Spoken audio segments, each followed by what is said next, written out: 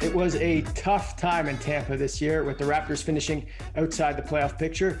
But with that comes an opportunity for growth, and we saw a lot of that this year for so many Toronto Raptors players. Hello everyone, and welcome inside a special edition of Raptors Night Cap, where we look ahead to next season. And I'm happy to be joined by the whole crew all at once: Sherman Hamilton, Paul Jones, Leo Rautins, and Jack Armstrong. Guys, lots to get to, so let's get started right off the bat. First of all, for all the Raptor fans that thought this season was tough, and obviously it was in so many ways, Leo, can you just put this season in perspective for fans that maybe don't remember some of the early years? Well, honestly, I just look at this season as a lost season. There were a lot of early years for the Toronto Raptors that were struggles that were, really kind of hard to take. To me, this wasn't hard to take. This was just, again, it's kind of lost, right? The Raptors were not at home. They never had a home game. Nick Nurse said it best. It wasn't a season of roadblocks. It was a season of cement walls. So when you put it all in perspective, yeah, it's not what the Raptor fans wanted to see. But when you put it all together, you can understand what happened and how it happened. And it's okay, because it all happened over there and it didn't happen here. And when it all comes back here, it's going to be good again. And that's the way I look at it. And Jonesy, quite frankly, this is a different season if, the majority of the players in a crucial stretch didn't get COVID. Well, I think you heard Kyle Lowry talk about that at the news conference, and it's something that we've always maintained and believed that if this team was healthy, and health is always, an intervening variable in any season. But if this team was healthy and they had everybody, including the coaching staff, firing and they were playing at home, this team could be anywhere 4 to 6 with the possibility of 3. I just look at the wins that they had. They beat Philly, they beat Brooklyn twice, they beat Milwaukee twice. This is not a 12-seeded team, but as Leo said, it happened over there. So you just have to kind of leave it like that and look forward to next year with a little bit of hope and optimism. Jack, let's start with some of the players now. Despite COVID and some of the other natural ups and downs of the NBA season, Siakam ended up having a really good season statistically. Averaged 21 points, 7 rebounds, a career high 4.5 assists. He shot it decent from the field, career high 83% almost from the free throw line. What impressed you about his year overall? He got better late.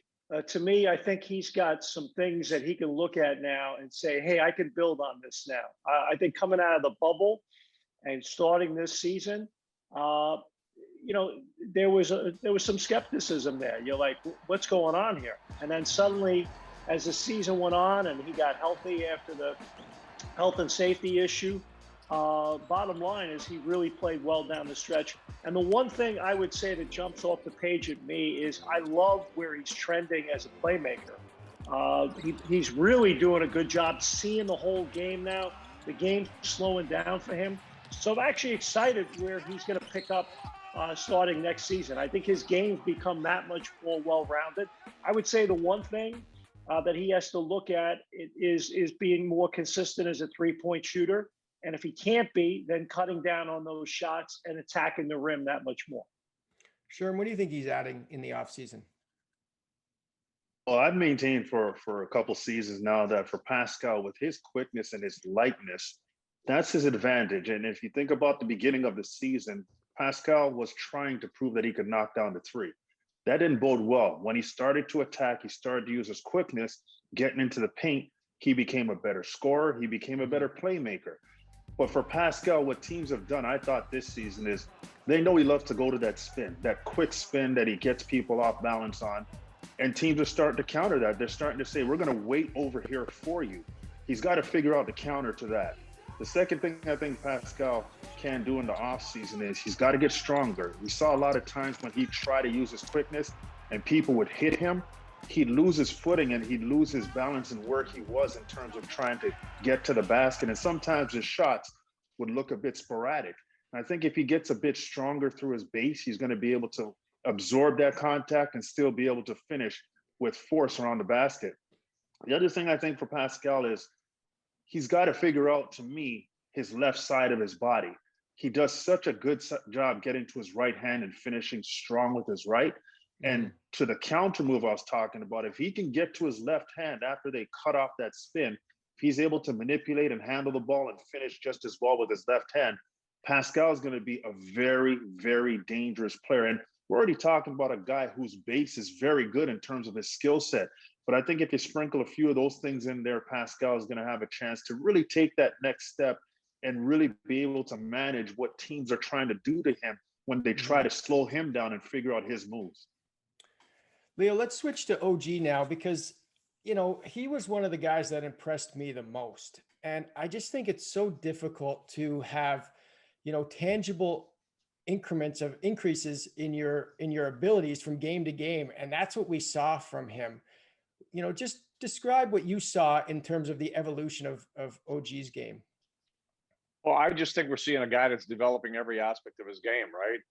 You know, the shooting has just gotten better and better, especially the three-point shooting, the ability to put the ball on the floor, create your own shot. Defensively, hey, we're talking about a guy that can be a premier stopper in the NBA, guard multiple positions, literally every position on the floor he can guard. And what's amazing is he can handle a point guard as well as he can handle the big guy, and that's pretty impressive. But you know, the offensive development has been really, really good.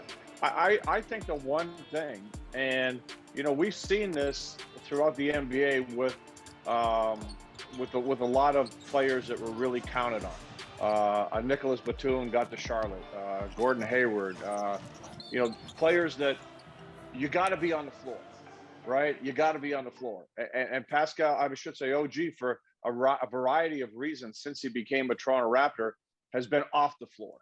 And the Raptors are a significantly better team when he's playing. And so I think that I'm going to count on that continued development. I have no doubt that he's going to continue to get better as a player.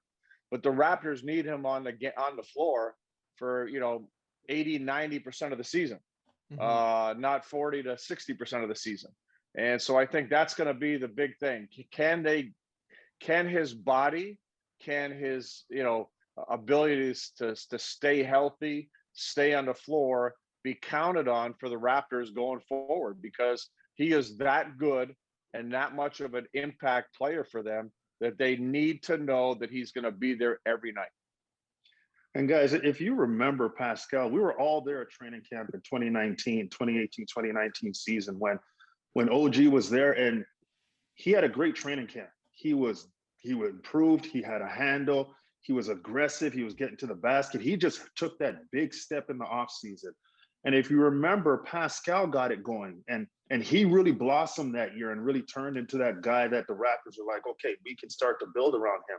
But OG was trending in that direction. And to Leo's point, he just couldn't stay on the floor. He couldn't stay healthy. And all of that, I think, impression that he left in training camp got forgotten about. I mean, not by the team, but by people on the outside.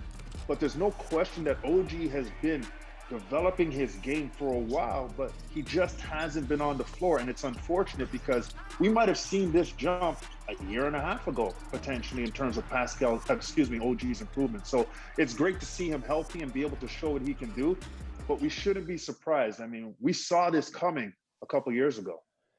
Jonesy, before we close the first segment of this show, we have to talk about Kyle Lowry, obviously. What do you think the chances are him wearing a Raptors uniform next year? I mean, it's up in the air, but I think it depends on the market. And from listening to Kyle speak at the end of the season and his availability, it also depends on Masai. I mean, I'll never forget a line from the great Kobe Bryant, the late great Kobe Bryant, when they asked him about MVPs and scoring titles. And he said, oh, those guys can have those things. I just want another cookie. He wants another chip. He wants another ring. He wants another championship. And the question is, can it be done in Toronto? Well, the guy that's leading the charge in terms of Masai Ujiri, you need to know whether he's coming back, because you got to trust the driver. But if that falls into place and people on reports are out there that they're confident, and let's say that falls into place, then yeah, you do have a good chance of retaining Kyle Lowry, because I then think it depends on the market. I think there are a lot of as I said, variables in play, but I wouldn't rule it out. You know, Kyle's going to be treated properly here. You could see that the way it went at the trade deadline. I think it depends on who's pursuing him, the market in terms of money, time and term on the term and dollars on the contract, and then viability of a championship. He would be a big part of helping somebody else, but Toronto's already knows how to do it. Jack, how has he contributed just to the overall culture of this team for the last, X amount of years? Well, we don't have enough time to go into all of it. I mean, that's how impactful he's been. But I'll just tag what Jonesy said, and I think the thing that I'm learning as I watch the NBA, and more importantly, learning as I've watched the NBA over the years, a 35-year-old point guard in 1998 when I first started in the NBA compared to now is different. The fitness. Kyle Lowry can play a few more years at a high level. So to me, to say he's 35, well, yeah, John Stockton and Jason Kidd and guys like that, what they did at that stage of their career, I don't even think you can compare it to those guys anymore. I think this guy could make an impact for the Raptors, or he can make an impact for another team for a few more years at a high level. And I look at what Chris Paul's doing in Phoenix. I think a lot of people at the trade deadline didn't really understand how important that element is to your team. And to me, I think the market will be that much more robust for him as people watch the playoffs play out. And they're going to say, I need a guy like Lowry. And obviously the Raptors already know that because they have him and they know how important that element is to their organization. Trent drills it for the win. Gary Trent Jr. We just saw Gary Trent Jr.'s game winner against Washington. He's obviously a restricted free agent. What do you think happens with him? Well, I think the Raptors have to look long and hard at retaining him. I mean, he's shown that he can be a guy who can make clutch plays, as we just saw in that clip. I mean, he's also a guy who, surprisingly enough to me, and maybe my lack of watching him consistently like we have as a Raptor, I didn't know that he had that kind of handle in his game to be able to break people down and score off the dribble, whether it be the mid-range or get to the bucket.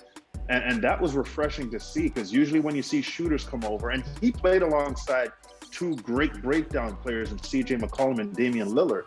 So he was more of a catch and shoot guy. The odd time he put it on the floor, but I didn't know he had it to this extent. So yeah, when you look at the trade and you think about what happened in the trade, I think both teams won, and the Raptors got a younger version of a player that they could move forward with. So I think they've really got to consider keeping him. And these kind of guys that fall into your lap based on a situation like that, you have to really consider, do you want to risk letting them go and then having to find a replacement for the same person, basically? So I like what he's brought. I think he's done it on both sides of the basketball to a high enough level that he fits the core of this team moving forward. And I think that's something that you got to consider. You got a younger core. How does he fit in with them? I think he does a great job in terms of kind of accentuating some of the things that he can do with that group of guys. Leo, what impressed you about Trent? Really, I think Sherm kind of nailed it. I knew I liked, he could shoot it. He showed that at Portland. He could spot up. When you're playing with the guys he's playing with at Portland, you better be able to spot up and make shots. So we knew he could do that. I remember from Portland in the playoffs last year watching him guard LeBron and just giving up inches and size, everything, just getting into him and fighting. And I really liked that about him. But I didn't know, as well as, as Sherm said, how well he could put the ball on the floor and create for himself, and an eagerness to do that. I thought he did a great job of searching out buckets and finding ways to score. And sometimes it wasn't in the easiest surroundings for him when he did that. So I think with more continuity with the team, better flow, everybody doing what they do, being more comfortable, we could see an even better version of that. That he can do certain things. Can he do it the Raptors way defensively? But I think he can. I think he's shown me enough that he's a guy that obviously price matters, but he's a guy I think can give you great value if I'm anticipating whatever range he may be in price wise. But I think he can give you great value for that. Jonesy, another guy the Raps brought in sort of during the season was Khem Birch, and it really worked out well for him. It seems like he played just a lot better than most people thought. You'd have to think the Raps are going to go in on him. Shackles had been taken off, right? And you listen to Kem in his postseason availability, after season availability. He talked about kind of staying in his lane in Orlando. He thought he had it. He didn't know he'd be able to get to it until maybe next year when he got to another team, but he came to Toronto. And this is something, you know, I hearken back to what Serge Ibaka said about Nick Nurse, giving his players freedom and confidence to operate, you know, within a little bit more of a variance, widen the lane a little bit for them. And we saw that with Kem Birch. We saw, I mean, he does the basics really well that you expect from your big man. He pursues the ball, he rebounds, he protects the rim, he sets good screens. And now you allow him to expand his role a little bit. The screen and roll stuff, quarterbacking in the short roll, catch, stop around the free throw line, around the broken circle, make a decision, kick it out. Do I take it all the way to the basket? How do I keep the offense moving on the perimeter when I'm out there? And I think it's been a revelation. I don't think a lot of people saw that in Kem, but he knew he had it. So I think he came into a good situation. And I think the Raptors would be well served to pursue him because, listen, if they don't, what he's shown over the course of his time in Toronto is somebody else will look at him and say, we could take him to do that. And then, Randy, the other thing is we haven't seen Kem in the Raptors developmental time capsule. We haven't seen him put into that. And for Nick Nurse and Adrian Griffin and Patrick Mutombo and Sergio Scariolo and John Goodwin and all the assistant coaches to have a chance to work with him and create a positionless, well-rounded player. I'm excited to see that going forward if the Raptors do go all in on him. Jack, real quick before we get to the young guys, one of the guys that mentored all these young guys was Fred VanVleet. He had a career-high 54 this season. Is he an all-star next year? I think if he's able to play an overwhelming majority of the games, why can't he be? You know, in my opinion, he can run a winning team, and he can be an incredibly impactful guy within a winning team. So to me, I think there's another gear in his game that we haven't seen yet, and a lot will depend on the characteristics and what the team looks like going forward in terms of the roster. But I have no doubt if he's healthy, that he can be an all-star guard, and he's at that point now where he's ready to take that next step. Sure. And with the young guys, I put Watanabe in there, although he's, you know, obviously a little bit older than some of the guys. But between, you know, Watanabe, Gillespie, Jalen Harris, Malachi Flynn, which guy impressed you the most? Well, first of all of them impressed me. You know, they had their moments during the season and they really showed that they belonged and how far they've all come since the beginning of the season or since they've joined the team. So I've really liked what I've seen. Malachi Flynn, to me, is a guy who, you know, he provided a consistency and a temperament at the point guard spot that I thought was beyond his years in the NBA. And it's really intriguing to think about his demeanor on the court and where it could go. The skill set is there. He can shoot it, he can handle it, he can play screen and roll, he can defend at a high level. But I thought his temperament, his ability to run the team, his ability to not duplicate mistakes, his learning curve was so steep. And he, I think, attacked it with the right mentality and was able to really address a lot of his issues. Now, he has a ways to go, but I thought for a first year, he did a great job. But I will say this, Jalen Harris, when he hit the floor, I think he opened everybody's eyes. I think he surprised a lot of people. You know, he showed us things about his game that, and I talked about this during the season, he's not surprised about it. A comfort level, an ability to get it done that he was very confident in doing it. And it showed me that he knows what he's doing out there. He's not just trying to figure it out on the fly. He's seeing situations, he's reacting, he's reading, he's making plays, he's shooting the ball well. I just liked what he did in a more compressed time period. But Malachi Flynn over the whole season was very good for the Raptors. Leo, same question. You know, after going after Sherman, there's nothing else I can say. I mean, this guy just says, but, you know, I have to echo those. I mean, Malachi was impressive. His demeanor, his defensive ready for a rookie, position was unique. Jalen Harris, I think, showed a lot in a little bit of time. And again, things that jump out at me was his basketball IQ. He reads the game as it's happening very quickly. And for a guy that really didn't get a lot of time to be able to come in at the end of the season against some very good teams and just make reads and react, and then also prove to be a dynamic scorer, that was pretty impressive. Utah, he's got a great first step defensively. How many times do you hear that being talked about with a player? So he impressed everybody with this, the player that doesn't make mistakes, works really hard defensively, another guy that can guard multiple positions. The big thing with him is, is he going to be able to give you offensively what you're hoping? Consistently knock down threes, consistently score in the paint, instead of kind of sporadic the way he's been. But when you talk about all three of those guys, I mean, there's a lot of potential, a lot of fit, chemistry with everybody else, and a lot to be excited about. Jonesy, about a minute left in the show. What about you? Listen, save some time for Jack here. I'm very comfortable with Flynn and Harris going forward as a young, developing backcourt with Fred VanVleet. Mm-hmm. Fred, Pascal, we've named them ad nauseum. Jakob, DeLon Wright, JV, all of these guys learned from veterans and developed in a winning culture. I think you've got the same thing with those two guys going forward, and I'm very comfortable with it. Jack?